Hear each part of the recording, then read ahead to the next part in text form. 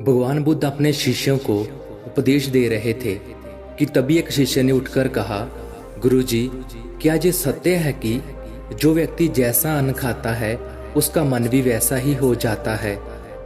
ये सुनकर बुद्ध ने एक कथा सुनाई।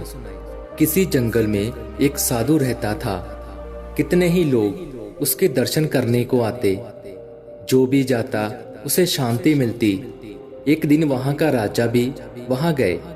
देखा साधु एक वृक्ष के नीचे बैठे हैं। सर्दी और वर्षा से बचने का कोई प्रबंध नहीं है। राजा ने कहा, महात्मा, यहाँ तो बहुत कष्ट होता होगा, आप मेरे साथ चलिए, महल में रहिए। साधु पहले तो माना नहीं। राजा ने बहुत आग्रह किया तो बोले, अच्छा चलो। महल में गए।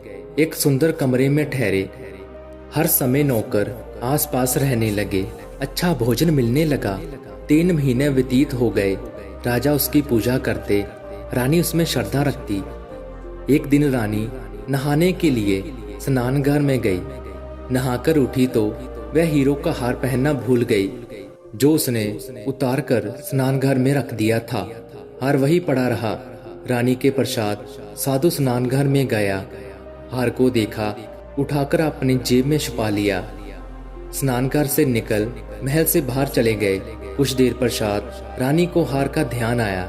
दासी से बोली, स्नानघर में हार छोड़ आई हूँ, उसे ले आओ। परंतु वहां तो हार नहीं था। खोज होने लगी। पूछा गया, स्नानघर में रानी के पश्चात कौन गया था? पता लगा कि महात्मा जी गए थे। महात्मा की खोज होने लगी। महात्मा मिले नहीं। राजा को ज्ञात हुआ तो उसने सिपाहियों को आज्ञा दी, उस साधु के पीछे जाओ, उसे पकड़कर ले आओ। इधर से महात्मा शहर से बाहर निकले, जंगल में चले गए।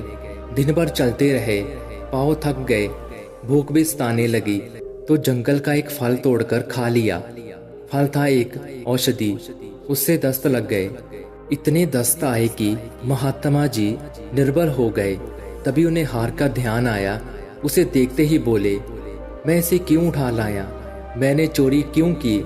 उस समय वापस चल पड़े। आधी रात के समय राजा के महल पर पहुंचे।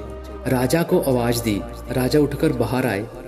महात्मा ने उसके पास जाकर कहा, राजन, आपका जी हार ले लो। मैं जहां से उठाकर ले गया था, मुझसे अपराध हुआ, मैं क्षमा मांगने आया हूँ।